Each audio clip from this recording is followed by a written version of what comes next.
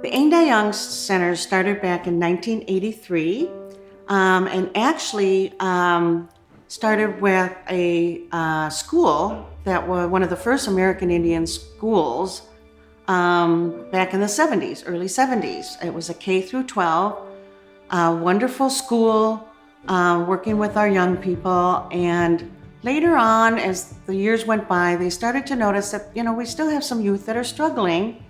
And they looked into it and discovered that we have kids who are coming to school every day, but are also homeless, or their families are homeless. And so they decided, a bunch of leaders from the Twin Cities, American Indian leaders, came together and decided that we need to put a roof over our kids' heads. And so they purchased the building on the corner of Lexington and Portland and St. Paul. It's a huge, beautiful mansion. That's how we started in 1983. And from there, we have just kind of grown to meet the needs of our American Indian communities.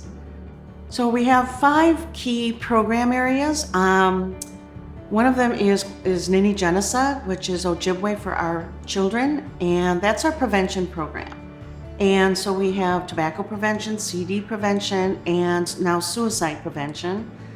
For us, it is culture is prevention. And so what we do, and this is a program for 8-year-olds up to 21, is we teach them who they are as young Native people. And so they spend a lot of time learning their language and drumming and singing and making regalia and learning the history behind all of these things. And they go to ceremonies and so forth, and sweat lodge and so forth. And it's really critical to our community that these things happen for our young people if we expect them to be successful. A lot of the success that we had with our campaign stems from the fact that we started this years ago.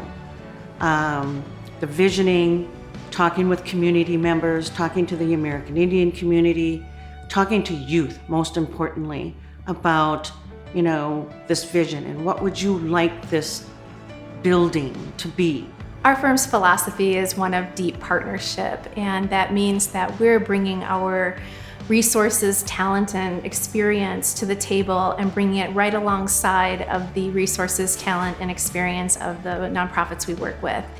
And so what that really meant was getting to know Ainda Young Center's community of stakeholders, donors, and other partners very well, and taking the time to walk together, gain their feedback. We did extensive assessments with the community. We had a youth advisory council. I love the partnership projects because it's an amazing chance to learn about their organizations and the populations that they're working with. In working with the Ainda Young Center, I learned so much about the Native Americans, the culture. Deb's partnerships with the community are especially strong because she has taken the time to invite people into conversation and create a space for honest and even vulnerable dialogue about what's required and really what the community needs. That was essential in order to position Minooshka Ainda Young to be the most successful it could be.